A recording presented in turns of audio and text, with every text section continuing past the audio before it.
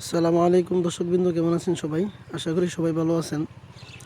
আমাদের পুকুরে শিং মাছগুলা অতিরিক্ত ঘন হয়ে যাওয়ার কারণে কিছু মাছ বিক্রি করে দিতে হচ্ছে, কারণ মাছ মরা শুরু হয়ে গেছে।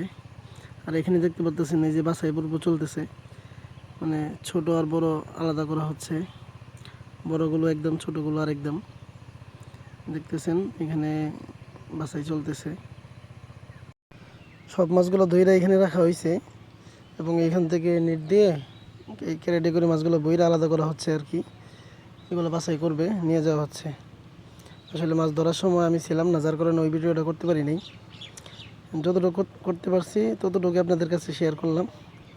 দেখেন, আসলে আমাদের এটা ফিশারি না, তো আমাদের এটা পুষ্কনি, পুকুর বলে আর কি। এই পুকুরে শিং মাছ চাষ করছি। আমাদের এখান থেকে পানি বের করার রাস্তা নেই, যার কারণে গ্যাস হয়ে গেছে। আমরা পানি বের করতে পারতেছি না, যার কারণে মাছ মানে মরা শুরু হয়ে গেছে আর কি।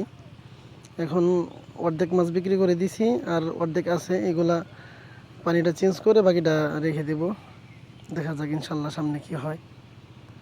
যেহেতু এটা আমাদের পুকুর, আশেপাশে ঘরবাড়ি আছে, পানি মাছের কোনো সমস্যা হলে মানে পানিটা পাল্টাইতে সমস্যা হয়। পানিতে যেমন পানিতে গ্যাস হয়ে গেলে পানিটা চেঞ্জ করতে অনেক সমস্যা হয়।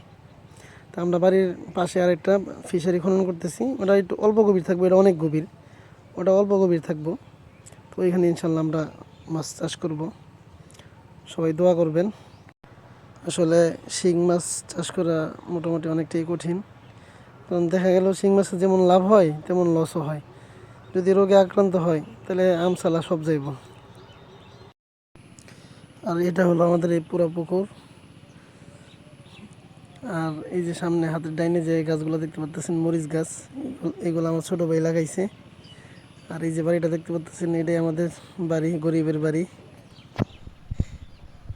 ভিডিওটা ভালো লাগলে অবশ্যই লাইক, কমেন্ট, শেয়ার করবেন।